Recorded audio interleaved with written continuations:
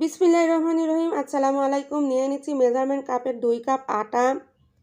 অনেক পরোটাই তো খেয়েছেন, আজ এক ইউনিক পরোটা তৈরি করব যা আপনাদের মাঝে শেয়ার করছি। নিয়ে নিচ্ছি স্বাদ মতন লবণ, দিয়ে দিচ্ছি 1 চা চামচ চিনি দিয়ে খুব ভালোভাবে আটার সঙ্গে মিশিয়ে নেব।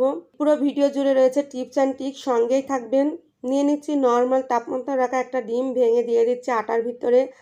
আটার সঙ্গে ডিমটা এভাবে মাখাতে হবে, ডিমটা মাখানোর কারণে আটা যেন ঝরঝরা হয়ে যায়।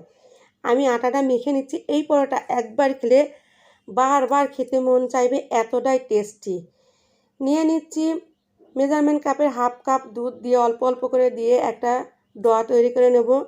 এখানে দুধ অথবা পানি যে কোনো একটা নেওয়া যেতে পারে, আমি দুধটাই দিয়ে দিচ্ছি। দিয়ে একটা ডো তৈরি করে নিচ্ছি।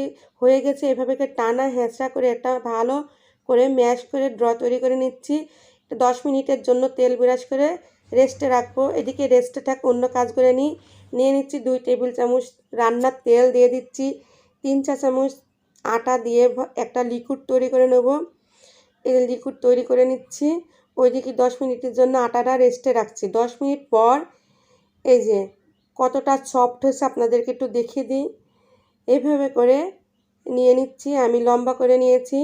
এই পরোটা যেহেতু একটু মোটা হবে, তাই আমি একটু মোটা করে লেচি কেটে নিচ্ছি। আমি এখানে 4টা লেচি কেটে নিচ্ছি। আমি 4টা পরোটা তৈরি করব। একটু মোটা মোটা হবে, তাই আপনারাও চেষ্টা করবেন একটু মোটা মোটা করার।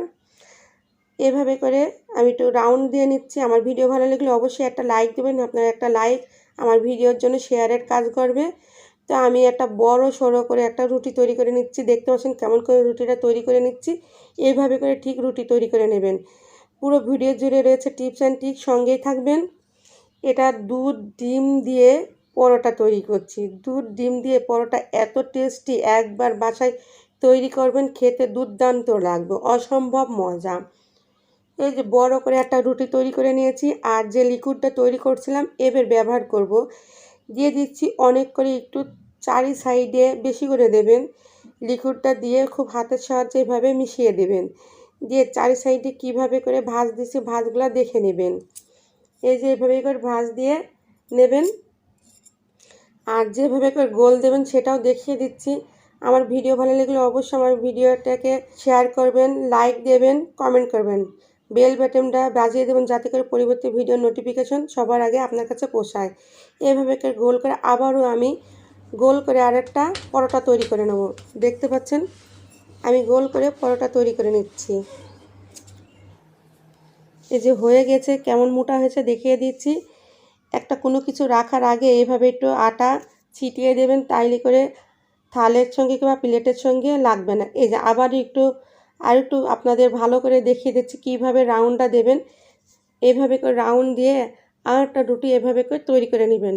খুবই সুন্দর হয়েছে পরোটা, দেখতে পাচ্ছেন। এভাবে করে পরোটা আমার সবগুলা তৈরি করে নেওয়া হয়ে গেছে। চলে যাচ্ছি চুলায়। চুলা লো আছে রেখে তাওয়াটা তাতিয়ে নেব। ফ্রাই প্যানটা আমি তাতিয়ে নিয়েছি। আর যে আটাগুলা লেগেছিল সেগুলো ঝেড়ে ফেলে দিয়েছি। এটা দেওয়ার সঙ্গে সঙ্গে আবার উল্টিয়ে নিতে হবে। উল্টি পাল্টি খুব ভালো করে ফ্রাই করে নিতে হবে। রুটি ভাজার মতন করে ভেজে নিতে হবে। কান্দাগুলো ভালো করে ভেজে নিতে হবে। এপাশ ওপাশ ভালো করে ভেজে নেওয়া হয়ে গেলে উপরে তেল দিয়ে চারি সাইডে ভালো করে তেলটা মিশিয়ে নেব। কারণ নিচ থেকে যখন তেল দেবো উপর থেকে ভালো তেল লাগবে না, তাই একবারে উপরে তেলটা লাগিয়ে নিয়ে নিচে তেল দিয়ে দিচ্ছি, যাতে করে ওপর নিচ খুব ভালো করে তেল লেগে গেলে পরোটাটা খুব টেস্টি হবে। দেখতে পাচ্ছেন তেল দেওয়ার সঙ্গে সঙ্গে আমার পরোটাগুলো কিন্তু ফুলে উপরে উঠে পড়ছে। এই পরোটা সাধারণত ফোলে না, এই সিস্টেম মতন ভাজলে কিন্তু পরোটা ফুলে উপরে উঠবে। যে যেমনই হোক কিন্তু পরোটা ফুলবেই। এইভাবে করে ভেজে নেবেন। খুবই সুন্দর হয়েছে, দেখতে পাচ্ছেন। আপনাদের সুবিধার্থের জন্য আমি আরও একটা পরোটা ভেজে দেখিয়ে দিচ্ছি। এই যে ময়লাটা এইভাবে মুছিয়ে নেবেন। পরিবর্তনটা আমি দিয়ে দিচ্ছি। দিয়ে এভাবে উল্টি পাল্টি খুব ভালো করে ফ্রাই করে নেবেন। দিয়ে উপরে আবারও তেল দিয়ে আমি মিশিয়ে নিচ্ছি। নিচ থেকে তেল দিচ্ছি। আর নিচে তেল এভাবে করে তেল দেওয়ার কারণে নিচ থেকে পরোটা ফুলে বালিশ হবে। যেহেতু এটা ভাজের পরোটা, অত ফুটবে না, তাও দেখছেন কতটা ফুলে বালিশ হয়েছে। এই যেমন সব পরোটাগুলা ভেজে নেওয়া হয়ে গেছে।